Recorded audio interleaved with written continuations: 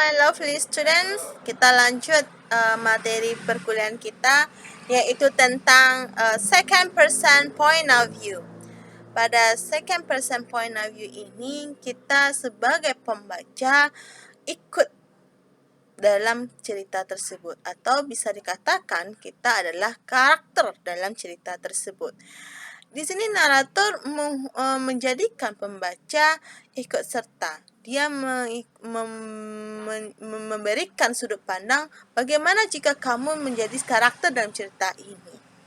Untuk kata pronoun yang digunakan dalam the second person point of view adalah you and your. Ya, tapi dalam cerita sastra second person point of view ini jarang sekali digunakan.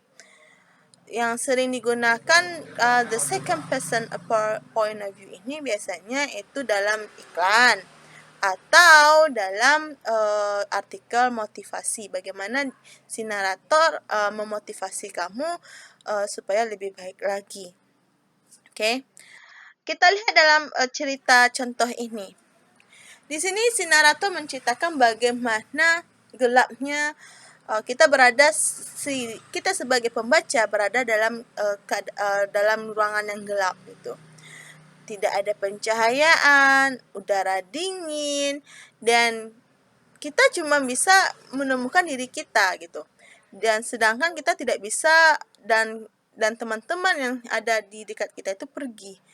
Di sini memang mencekam sekali ya, kalau bagi orang yang memang fobia dengan kegelapan, dia merasakan bagaimana sengsara hidupnya di ruangan gelap, sendirian, sepi, dingin, dan kita nggak bisa melihat apapun. Kita hanya bisa tahu diri kita gitu.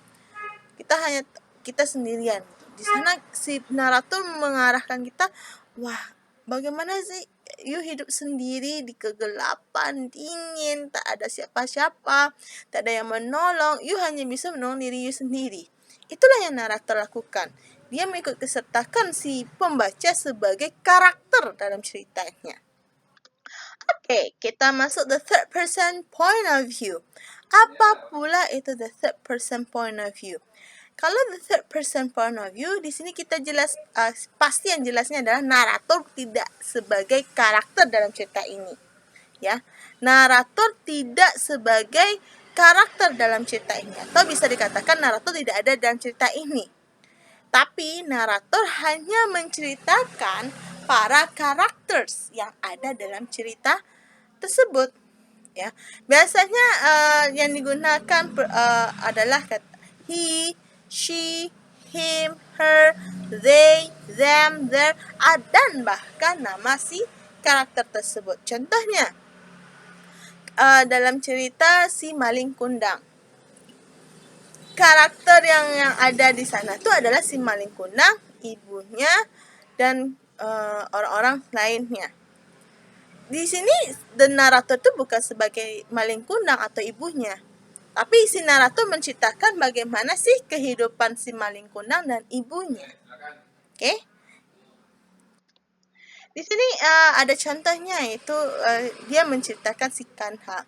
Bagaimana Kanha berada di puncak bukit, ya, dia melihat pemandangan sekelilingnya itu yang begitu indah, menawan. Kita sebagai pembaca melihat, wah, benar Kanha berada di posisi yang paling indah. Dia bisa melihat apapun dalam sudut pandang penciptanya yang sangat indah itu. Dan dia bisa melihat sampai hal-hal yang tidak mungkin kita lihat kalau kita lihat dari atas. Kalau dilihat dari cerita ini, narator itu bukan si Kanha, ya, tapi Kanha ini adalah karakter dalam cerita ini. Ya, paham ya? Kalau Kanha ini bukan si narator, karena dia bukan I. Kalau naratornya I, baru ini ceritanya tentang si narator. Tapi ini menceritakan tentang bagaimana senangnya hati si Kanha berada di atas bukit dan melihat pemandangan yang begitu indah. Ya, ingat, ini adalah third person karena dia menggunakan kata he dan juga nama si karakter.